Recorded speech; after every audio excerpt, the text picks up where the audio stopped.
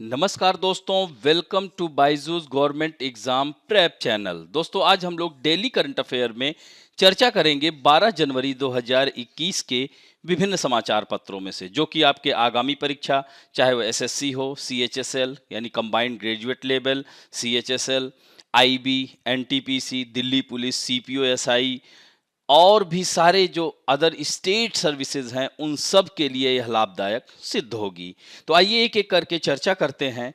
आज के राष्ट्रीय मामलों में पहली खबर है Indian navy second two day defence exercise sea vigil 21 start from today. यानी दोस्तों, यहां पर आप देख सकते हैं कि 2 दिन का यह अभ्यास है, तटीय रक्षा अभ्यास है। यह कौन कर रहा है? भारतीय नौसेना। और ये कौन सा है? दूसरा है। यानी और ये कितने दिन का चलता है? तो 2 दिन का चलता है। और इस अभ्यास का नाम है सी विजिल 21। और यह दोस्तों आज से ही स्टार्ट हुआ है।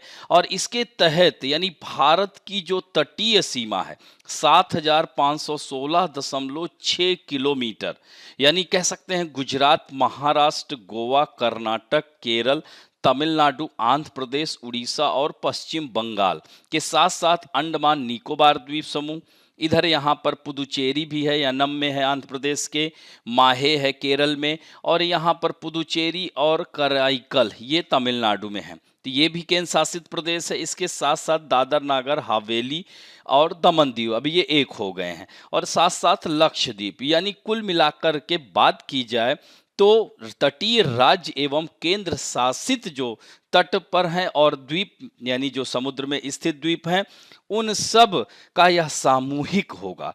यानी यह समुद्री हितधारक इसमें सभी शामिल होंगे। यह कह सकते हैं कि इन 13 तटीय राज्यों केंद्र शासित प्रदेशों के साथ साथ अन्य समुद्री हितधारक इसमें शामिल होंगे। और यह भारत का सबसे बड़ा तटीय रक्षा अभ्यास होगा।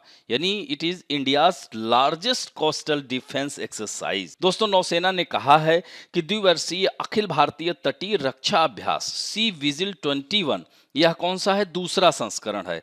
यह 2019 में हुआ था। यानी प्रत्येक 2 वर्ष पर यह अभ्यास स्टार्ट किया गया है। क्या? समुद्री सुरक्षा को देखते हुए। तो समुद्री रक्षा अभ्यास के पहले संस्करण का आयोजन कब हुआ था? 2019 में हुआ था। और यह अभ्यास भारतीय नौसेना के थिएटर लेवल अभ्यास यानी ट्रॉपेक्स, अब देखिए यहाँ पर ट्रॉपेक्स का भी फुल फॉर्म याद रखिएगा, यानी theatre level readiness operational exercise की दिशा में उठाया गया कदम है, जो कि हर 2 साल में आयोजित किया जाता है। तो सी विजिल तथा ट्रॉपेक्स अभ्यास मिलकर समुद्री इलाकों की चुनौती से निपटने के लिए पूरी तरह से सक्षम है। जैसा कि आप लोगों को पता हो, 26/11 जो घटना हुई थी दोस्तों, तो तटीय क्षेत्रों के माध्यम से ही हमारे भारत में प्रवेश किए थे, जो मुंबई पर आतंकवादी अटैक हुआ था। तो ऐसे में इस तरह से समुद्री क्षेत्र की सुरक्षा और खासकर समुद्री ये तटीय क्षेत्र, ठीक बात है, इसके साथ साथ अनन्य आर्थिक क्षेत्र, इसको कहते हैं एक्सक्लूसिव इकोनॉमिक जोन कहा जाता है। तो संयुक्त राष्ट्र के सागरों से संबंधित कानून के अनुसार यानी ईईजेड क्या होता है? यानी इन क्षेत्रों में यहाँ के समुद्र के जो अंदर ये 200 समुद्री मील, याद रखिएगा, 200 समुद्री मील तक का जो क्षेत्र है, वह उस पर किसका अधिकार है? हमारे देश का अधिकार है संयुक्त राष्ट्र के क्लास के अनुसार। तो दोस्तों, आर्थिक रूप से दोहन के लिए किसी भी राज्य विशेष को कुछ विशिष्ट आर्थिक अधिकार प्रदान किए गए। यानी यहाँ पर इसके अंदर समुद्र में स्थित सभी संसाधनों, उसके इर्द गिर्द कोई भी बाहरी देश इसमें एंट्री नहीं कर सकता है। इसी को एक्सक्लूसिव इकोनॉमिक जोन कहा जाता है दोस्तों। और इस अभ्यास में नौसेना, कोस्ट गार्ड, कस्टम और अन्य समुद्री एजेंसियां भी भाग लेंगे। इसके मौके पर रक्षा, गृह, जहाजरानी, पेट्रोलियम, प्राकृतिक गैस, मत्स्य, कस्टम, राज्य सरकारें, केंद्र और राज्य सरकारों की अन्य एजेंसियां भी शामिल होंगी। अब बात करते हैं दोस्तों, दूसरी खबर है व्हाट्सएप न्यू पॉलिसी। इसमें आप देख सकते हैं कि काफ़ी चर्चा का विषय हो गया है। जो व्हाट्सएप ने अपनी नई पॉलिसी स्टार्ट की है, इस पर काफ़ी विरोध हो रहा है। तो यानी नई प्राइवेसी पॉलिसी को जारी कर दिया है। यूजर को अपना अकाउंट जारी करने के लिए नई पॉलिसी को एक्सेप्ट करना होगा, और इसके लिए तारीख जो दी गई है 8 फरवरी 2021 तक। यानी भारतीय यूजर्स को व्हाट्सएप की इस नई प्राइवेसी पॉलिसी को नोटिफिकेशन भी मिल रहा होगा और नई पॉलिसी के जरिए अब आपके व्हाट्सएप डेटा पर कंपनी की पूरी नज़र रहेगी। और इसमें जो महत्वपूर्ण बिंदु है कि नई पॉलिसी में फेसबुक के साथ व्हाट्सएप और इंस्टाग्राम का भी इंटीग्रेशन ज़्यादा रखा गया है। यानी कंपनी यूजर्स को जो पॉपअप भेज रही है उसमें जानकारी दी जा रही है कि नई सर्विसेज को ऑपरेट करने के लिए आपके व्हाट्सएप डेटा को फेसबुक और इंस्टाग्राम के साथ शेयर किया जाएगा। ऐसे में लोग बोल रहे हैं कि इससे कहीं ना कहीं निजता के अधिकार का उल्लंघन हो सकता है। हालांकि व्हाट्सएप इस पर बता रहा है कि ऐसी कोई बात नहीं होगी। जो आपके चैट्स हैं इन टू इंड इंक्रिप्शन रहेगा, यानी आप जिसे भी मैसेज भेजेंगे वह आपके और उसी के बीच में रहेगा। यानी नई पॉलिसी के तहत व्हाट्सएप ने थर्ड पार्टी ऐप को लेकर अहम बदलाव किया है। तो व्हाट्सएप यूजर्स अगर व्हाट्सएप के जरिए थर्ड पार्टी ऐप का इस्तेमाल करेंगे तो उनके डेटा को फेसबुक के साथ साझा किया जाएगा। इसके अलावा फेसबुक के साथ इंटीग्रेटेड प्रोडक्ट्स के साथ भी यह जानकारी साझा की जाएगी। और एक बात और बता दें दोस्तों आप लोगों को, क्योंकि फेसबुक ने साल 2014 में 19 अरब डॉलर में व्हाट्सएप को खरीद लिया था और सितंबर 2016 से ही व्हाट्सएप अपने उपयोक्ताओं को डेटा फेसबुक के साथ बांट रहा है। तो ऐसी कोई इतनी बड़ी बात नहीं होगी। अब व्हाट्सएप से नई निजता नीति में कहा गया है कि व्हाट्सएप अपने उपयोक्ताओं का इंटरनेट पता या इंटरनेट प्रोटोकॉल एड्रेस यानी आईपी एड्रेस उसको कहते हैं, फेसबुक, इंस्टाग्राम या किसी अन्य थर्ड पार्टी को दे सकता है। व्हाट्सएप आपके फोन से बैटरी, सिग्नल, ऐप, ब्राउजर, भाषा, फोन नंबर, सेवा प्रदाता समेत अन्य जानकारियां लेने को स्वतंत्र है। पुरानी नीति में जबकि यह जिक्र नहीं था, इसी को लेकर के बवाल उठ रहा है। तो दोस्तों जैसा कि कंपनी ने साफ किया है कि उसका मुख्यालय और डाटा सेंटर्स चूंकि अमेरिका में है, ये अमेरिकन कंपनी है और इसमें जो और वो कहाँ है अवस्थित, इसका हेडक्वार्टर कैलिफोर्निया में है दोस्तों। तो यह कंपनी कैलिफोर्निया के कानून के दायरे में है। जर्मन कंपनी जो है स्टैटिस्टा के मुताबिक जुलाई 2019 तक भारत में व्हाट्सएप के 40 करोड़ उपयोक्ता थे। तो यानी साइबर सुरक्षा से जुड़े ठोस कानून के अभाव में इन उपयोक्ताओं के डेटा में सेंध आसान है। और भारत कानून क्या कहता है कि भारत का जो आईटी कानून है धारा 1 तथा धारा 75 के अनुसार अगर कोई सेवा प्रदाता भारत के बाहर स्थित है लेकिन सेवाएं भारत में कंप्यूटर या मोबाइल फोन पर भी उपलब्ध है तो वह कानून के अधीन भी हो जाएगा, लेकिन यह इंटरमीडिएटरी की परिभाषा के दायरे में आता है। तो आईटी कानून की धारा 2 में इंटरमीडिएटरी को पूरी तरह परिभाषित नहीं किया गया। ऐसे में जो ग्राहक हैं उनके लिए काफ़ी परेशानी का जो है सामना करना पड़ रहा है। लेकिन अगर 8 फरवरी 2021 तक अगर हम लोग इसको नहीं इंस्टॉल करते हैं तो दिक्कतें हो सकती हैं। हालांकि इस पर बहस चल रही है, सरकार को भी इसमें आगे आना पड़ेगा। अब बढ़ते हैं BSNL and MTNL turn EBITDA positive in first half of current financial year says ministry.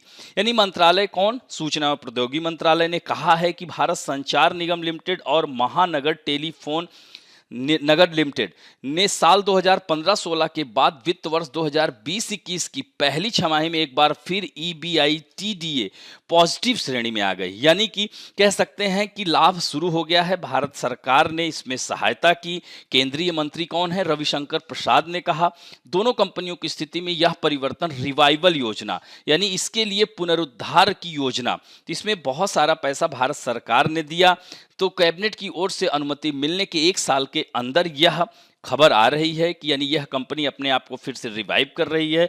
घाटे के संकट से जूझ रही इन कंपनियों के लिए कह सकते हैं कि राहत भरी खबर है। और दोस्तों यह सार्वजनिक क्षेत्र की कंपनी है, वर्ष 2000 में इसकी स्थापना की गई थी, भारत सरकार के अधीन है। यानी वित्त वर्ष 2019-20 की तुलना में दोनों संस्थानों के घाटे में अब 50% की कमी आने का अनुमान है। यानी ईबीआईटीडीए मूल रूप से इसका मतलब क्या है, ब्याज, कर, मूल्यह्रास, परिशोधन के साथ शुद्ध आय या कमाई है। यानी ईबीआईटीडीए का उपयोग कंपनियों और उद्योगों के बीच लाभ प्रदाता का विश्लेषण और तुलना करने के लिए किया जा सकता है, क्योंकि यह वित्त पोषण और पूंजीगत व्यय के प्रभावों को समाप्त करता है। यानी इसमें क्या कह सकते हैं, interest, tax, depreciation and amortisation, ITDA can be used to analyze and compare profitability between companies and industry। तो यही है, ये ध्यान रखेंगे। और इसमें जो महत्वपूर्ण है कि सीधे शब्दों में कहा जाए कि EBITDA यानी EBITDA किसी कंपनी के परिचालन प्रदर्शन का पता लगाता है। तो विभाग ने बताया है कि इसके अलावा BSNL और MTNL के विलय को सैद्धांतिक मंजूरी भी दे दी गई है। समीक्षा के मुताबिक कोविड-19 महामारी के प्रबंधन में भी दूरसंचार विभाग ने महत्वपूर्ण भूमिका निभाई और विभाग ने क्वारंटीन अलर्ट प्रणाली का विकास किया। इसमें 10 क्षेत्रीय भाषाओं में 300 करोड़ से अधिक SMS भेजे गए दोस्तों। और विभाग ने कहा है कि सार्वजनिक क्षेत्र की दोनों कंपनियों के कुल 92,956 कर्मचारियों ने स्वैच्छिक सेवानिवृत्ति योजना यानी VRS उसको कहते हैं दोस्तों, उन्होंने VR वॉलंटरी रिटायरमेंट स्कीम का विकल्प चुना है। वो 31 जनवरी 2020 को सेवानिवृत्त हो गए हैं। और BSNL तथा MTNL के वेतन व्यय में क्रमशः 50% यानी लगभग 600 करोड़ रुपए प्रतिमाह और 75% की कमी हुई है। तो दोनों का जो EBITDA यानी ब्याज, कर और मूल्यह्रास ऋण परिशोधन के पूर्वायद 2020-21 की पहली छमाही में सकारात्मक हो गया है। तो यह एक अच्छी खबर है, कह सकते हैं सार्वजनिक क्षेत्र, चूंकि 4 कंपनियों में याद रखना जो दूरसंचार की हैं उसमें 3 निजी क्षेत्र की हैं, एक ये है, वो भी MTNL और BSNL अब एक साथ आ गए हैं। अब बढ़ते हैं दोस्तों अंतरराष्ट्रीय मामलों में। साइक्लोन यासा तो चक्रवाती तूफान, और ये उष्णकटिबंधीय चक्रवाती तूफान होगा। ध्यान रखिएगा दोस्तों, चक्रवात के बारे में पहले भी बता चुका हूं कि ट्रॉपिकल रीजन में यानी tropical cyclone and temperate cyclone होते हैं। यानी मान लीजिए जैसे ये है, यह विषुवत रेखा है 23.5 और 30 to 40, यानी ये ऊपर टेम्परेट रीजन है यानी टेम्परेट साइक्लोन, यहाँ पर उष्णकटिबंधीय चक्रवात। इसी तरह से उत्तरी दक्षिणी गोलार्ध दोनों में आते हैं। तो इस तरह से फिजी देश में आया है और हमारे भारत ने इसमें काफ़ी मदद की है, मदद के लिए हाथ बढ़ाया है। तो भारत द्वारा भेजी गई मदद फिजी सरकार को सौंपी गई। और दोस्तों करीब 330 छोटे छोटे द्वीपों से मिलकर फिजी की आबादी 9.25 लाख है। इस देश में भारतीय मूल के लोगों की संख्या काफ़ी ज़्यादा है, करीब 40% आबादी यहाँ भारतीयों की है। और यह हिंदुओं की बात करें तो दूसरा सबसे बड़ा धर्म यहाँ है और यहाँ 27% से ज़्यादा लोग हिंदू हैं। इस वजह से इस देश को मिनी इंडिया कहा जाता है। दोस्तों अभी एक दिन पहले ही हमने बताया था यहाँ फिजियन हिंदी, यहाँ अवधी भाषा का बहुत महत्व है। भोजपुरी, इन सब मगधी, इन सब लैंग्वेज के लोग यहाँ पर रहते थे, यहाँ पर किसान के रूप में गए थे 100-150 साल पहले, और आज यहाँ पर सबसे बड़ी जनसंख्या में अनिवासी भारतीय रह रहे हैं दोस्तों। तो थोड़ा सा फिजी के बारे में देख लीजिए। पैसिफिक ओशियन में यह देश है। फिजी की राजधानी सुआ है, इसके इधर देख रहे हैं ना टोंगा देश है, न्यू कैलिडोनिया है, वनवातु है, तुवालू है, छोटे छोटे आइलैंड कंट्रीज हैं। इधर देख रहे हैं ना ऑस्ट्रेलिया है, यानी कह सकते हैं कि यह ओशिनिया महाद्वीप का अंग है। ध्यान रखेंगे ओशिनियम जैसे पॉलिनेशिया, मेलानेशिया और माइक्रोनेशिया, तो यह मेलानेशियन कंट्रीज के अंतर्गत इसको कह सकते हैं दोस्तों। इसकी राजधानी सुआ है, यहाँ की करेंसी फिजियन डॉलर है और यह कॉन्टिनेंट क्या आएगा, ओशिनिया। ओशिनिया का मतलब क्या है, यानी ऑस्ट्रेलिया और न्यूजीलैंड के साथ साथ प्रशांत महासागर में स्थित द्वीपीय देशों के समूह को ओशिनिया कहा जाता है। यहाँ पर इसको हिंदी में दिया गया है। अब बढ़ते हैं दोस्तों, made in India corona vaccine increase demand, 9 countries sought help from India. दोस्तों देख रहे हैं कि मेड इन इंडिया हमारा कितना तेजी से प्रासंगिक हो रहा है ये योजना। इसके तहत कोरोना वैक्सीन की मांग वैश्विक स्तर पर बढ़ रही है, यानी कोरोना महामारी के बीच दुनिया को इसकी वैक्सीन का बेसब्री से इंतजार है। ऐसे में कोरोना वैक्सीन को लेकर देश भारत यानी जो देश हैं वो भारत की ओर रुख कर रहे हैं, भारत से मांग रहे हैं वैक्सीन की आपूर्ति के लिए। तो दोस्तों इसमें जैसे ब्राजील का भी 2 दिन पहले ही न्यूज में बताया था, मोरक्को, ये अफ्रीकन कंट्री है, इसकी राजधानी रबात है, सऊदी अरब, म्यांमार, बांग्लादेश, दक्षिण अफ्रीका जैसे देशों ने भारत से वैक्सीन आधिकारिक तौर पर मांग की है। लेकिन भारत ने सबसे पहले क्लियर कर दिया है कि भारत सरकार बांग्लादेश, भूटान, नेपाल, श्रीलंका, अफगानिस्तान जैसे यानी फर्स्ट नेबरहुड पॉलिसी को यहाँ पर कह सकते हैं प्रासंगिक होते हुए देखा जा सकता है। वह पहले अपने पड़ोसियों को भेजेगा फिर अन्य देशों को भेजेगा। तो भारत में 2 वैक्सीन है, कोविशील्ड और कोवैक्सीन, इसकी चर्चा कर चुके हैं दोस्तों। तो आपातकालीन उपयोग की मंजूरी दी जा चुकी है। पीएम ने पहले ही कह दिया है कि भारत बाहर से PPE kit, mask, ventilator, testing kit आयात करता था, लेकिन आज हम लोग आत्मनिर्भर खुद बना रहे हैं और वैक्सीन का निर्यात करेंगे। और आने वाले दिनों में भारत विश्व का सबसे बड़ा वैक्सीन निर्यातक देश की ओर अग्रसर है। यहाँ पर महत्वपूर्ण बात यह है कि नेपाल से करीब 12 मिलियन कोरोना वैक्सीन की डोज की मांग की गई। वहीं भूटान ने पुणे सीरम इंस्टीट्यूट से निर्मित की जा रही वैक्सीन की 1 मिलियन डोज की मांग की है। म्यांमार ने भी सीरम के साथ एक खरीद अनुबंध पर हस्ताक्षर किए हैं। उधर बांग्लादेश ने कोविशील्ड की 30 मिलियन डोज के लिए अनुरोध किया है। तो आप देख रहे हैं कि हमारा देश अपने देश के साथ साथ पड़ोसी देशों के भी कितनी खबर रख रहा है। पड़ोसी देशों के बारे में भी, यानी पड़ोसी देशों के भी स्वास्थ्य को लेकर के भारत चिंतित है। तो भारत एक तरह से कह सकते हैं कि एक निर्णायक नेता, यानी एक लीडरशिप के रूप में, यानी एशिया का महत्वपूर्ण देश के रूप में यह हमारा देश उभर रहा है। अब बढ़ते हैं दोस्तों पर्सनालिटी में। आज हम बात करेंगे कमांडर अभिलाष टॉमी। दोस्तों यह दुनिया का चक्कर लगाने वाले पहले भारतीय और दूसरे एशियाई कमांडर अभिलाष टॉमी ने भारतीय नौसेना से स्वैच्छिक सेवानिवृत्ति ले ली है, यानी इन्होंने वीआरएस ले लिया है। अब ये गोल्डन रेस जो है गोल्डन ग्लोब रेस है 2022 का हिस्सा लेकर अपना सपना पूरा करेंगे। दरअसल 2018 की गोल्डन ग्लोब रेस के दौरान अचानक आए तूफान में टॉमी फंस गए थे और बुरी तरह घायल होने के बाद कई महीनों तक पानी में रहने के बाद उन्हें बचाया गया था दोस्तों।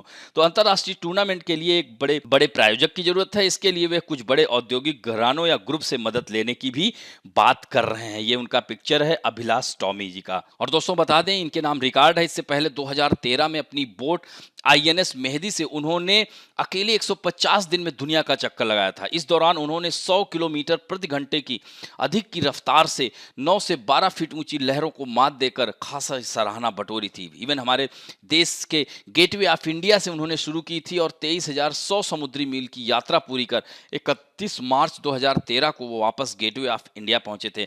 तब तत्कालीन राष्ट्रपति प्रणब मुखर्जी थे, उन्होंने उनको रिसीव किया था। दोस्तों अभिलाष को 2013 में कीर्ति चक्र दिया गया था। यह पुरस्कार पाने वाले वो दूसरे नौसेना अधिकारी हैं। वहीं 2019 में रामनाथ कोविंद यानी राष्ट्रपति वर्तमान में हैं, उन्हें नौसेना पदक से भी सम्मानित किया था।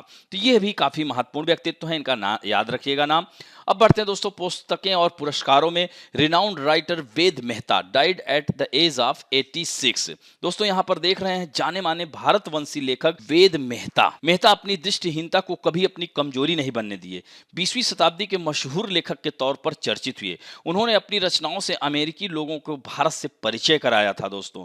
और 30 साल से अधिक समय तक न्यूयॉर्कर से जुड़े लेखक मेहता का शनिवार सुबह 86 की उम्र में निधन हो गया। और दोस्तों विभाजन पूर्व लाहौर में 1934 में एक संपन्न पंजाबी परिवार में जन्मे मेहता महज 3 साल की उम्र में ही मेनिंजाइटिस की वजह से अपनी आंखों की रोशनी खो दी थी, सोचिए। और इन्होंने जो है यह इतने पूरी जीवन भर लेकिन कभी भी यह कमजोरी आड़े नहीं आई उनके विकास में। यानी आधुनिक भारत के इतिहास और दृष्टिहीनता की वजह से उनके प्रारंभिक संघर्ष आधारित 12 अंकों वाला उनका संस्मरण कॉन्टिनेंट ऑफ एग्जाइल ये बहुत प्रसिद्ध हुआ था दोस्तों। उनका पहला अंक डैडी काफी लोकप्रिय हुआ था। उन्होंने 24 किताबें लिखी जिनमें भारत पर रिपोर्टाज भी लिखा है दोस्तों। जैसे इनकी जो लोकप्रिय हैं walking the Indian streets, portrait of India, Mahatma Gandhi and his apostles 1977 में। तो इस तरह से आप देख सकते हैं कि मेहता वर्ष 1982 में मैक ऑर्थर फाउंडेशन के जीनियस जॉइंट से सम्मानित हुए थे। और मेहता 15 साल की उम्र में अमेरिका आ गए थे और उन्हें लिटिल रॉक में अरकानसास स्कूल ऑफ द ब्लाइंड में शिक्षा ग्रहण की। पोमोना कॉलेज और ऑक्सफोर्ड विश्वविद्यालय से पढ़ने के बाद उन्होंने लेखन पर ही ध्यान केंद्रित किया था। तो इनका नाम ध्यान रखेंगे। अब बढ़ते हैं दोस्तों खेल समाचारों में। Saina Nehwal turns out to be corona positive in Bangkok. दोस्तों इस समय थाईलैंड में होने वाली प्रतियोगिता में कोरोना पॉजिटिव पाई गई है भारत की स्टार बैडमिंटन साइना नेहवाल। आज से 17 जनवरी तक यानी 17 जनवरी तक चलने वाला थाईलैंड ओपन में भाग लेने के लिए फिलहाल वह भारतीय दल के साथ बैंकॉक में हैं, जहां उनकी कोरोना रिपोर्ट जो पॉजिटिव आ गई है। अब उन्हें अस्पताल में ही क्वारंटीन कर दिया गया है और इस तरह से इस प्रतियोगिता से वह बाहर हो चुकी हैं। दोस्तों एकमात्र खिलाड़ी ही नहीं, इससे पहले एचएस प्रणय भी कोविड पॉजिटिव पाए गए हैं। प्रणय इससे पहले दिसंबर में भी संक्रमित हुए थे दोस्तों, यह ध्यान रखना। और 30 वर्षीय यह बैडमिंटन स्टार अब इस टूर्नामेंट में नहीं खेलेंगी। भारत की अन्य शीर्ष बैडमिंटन खिलाड़ी सिंधु अक्टूबर से ही इंग्लैंड में ट्रेनिंग कर रही थी। भारतीय दल में ओलंपिक के पदक को दावेदार साइना नेहवाल, कदम्बी श्रीकांत, याद रखना किदाम्बी श्रीकांत, बी साई प्रणीत, इन सब के नाम याद रखिए, अक्सर मिलान करने को आ जाते हैं दोस्तों। तो कोरोना की वजह से 10 माह बाद इंटरनेशनल कैलेंडर शुरू हुआ। थाईलैंड ओपन के ठीक बाद 19 जनवरी से टोयोटा थाईलैंड ओपन और फिर 27 से 31 जनवरी को BWF विश्व टूर फाइनल खेला जाएगा, जिसमें अब शंका हो रही है, जिसमें में ये पार्टिसिपेट कर पाएंगी या नहीं, क्योंकि हमारे देश की ये महत्वपूर्ण खिलाड़ी हैं। अब बढ़ते हैं ICC test ranking. ICC test ranking, जैसा कि आप लोगों को पता है कि वर्तमान में हमारे कप्तान जो हैं विराट कोहली पितृत्व अवकाश में हैं, तो उनकी जगह कार्यवाहक कप्तान किसको बनाया गया है? अजिंक्य रहाणे को। तो इस मैच में पार्टिसिपेट नहीं करने की वजह से आईसीसी की जो ताजा रैंकिंग है अभी मंगलवार को जारी की गई है, अवकाश पर चल रहे भारतीय कप्तान कोहली एक स्थान का नुकसान हुआ है, यानी स्टीव स्मिथ ने उन्हें पछाड़ते हुए दूसरी पोजीशन हासिल करी। और स्टीव स्मिथ कहाँ के हैं? ऑस्ट्रेलिया के ही खिलाड़ी हैं। अब विराट कोहली किस नंबर पे आ गए हैं? तीसरे नंबर पर। तो इस तरह से केन विलियमसन नंबर 1 की बादशाहत उनकी कायम है और कार्यवाहक कप्तान अजिंक्य रहाणे एक स्थान के नुकसान के बाद 7वें स्थान पर। वहीं चेतेश्वर पुजारा 2 पोजीशन ऊपर उठते हुए 10वें से 8वें पायदान पर आ गए हैं, यानी बेहतरीन फॉर्म में चल रहे मार्नस लुबशेन चौथे नंबर पर हैं। क्रिकेट से दूर चोटिल पाकिस्तानी कप्तान बाबर आजम 5वें स्थान पर हैं। इसी तरह से दोस्तों ये बॉलर में देख रहे हैं, इनका ये पिक्चर आप दिख रहा है, पैट कमिंस हैं, दुनिया के नंबर 1 गेंदबाज बने हुए हैं। इंग्लैंड के स्टुअर्ट ब्रॉड, न्यूजीलैंड के नील वैगनर, टीम सऊदी दूसरे, तीसरे और चौथे स्थान पर हैं। और हमारे देश के रविचंद्रन अश्विन, पेसर जसप्रीत बुमराह अंतिम 2 पायदान पर हैं। वहीं कागिसो रबाडा का नाम सुना होगा दोस्तों, दिल्ली से खेल रहे थे, 6ठे नंबर पर मौजूद एकमात्र दक्षिण अफ्रीकी गेंदबाज हैं। इसी तरह से दोस्तों महत्वपूर्ण दिवस की बात की जाए तो आज जो है स्वामी विवेकानंद जी, जो कि हमारे देश के महत्वपूर्ण धरोहर में से एक कह सकते हैं दोस्तों,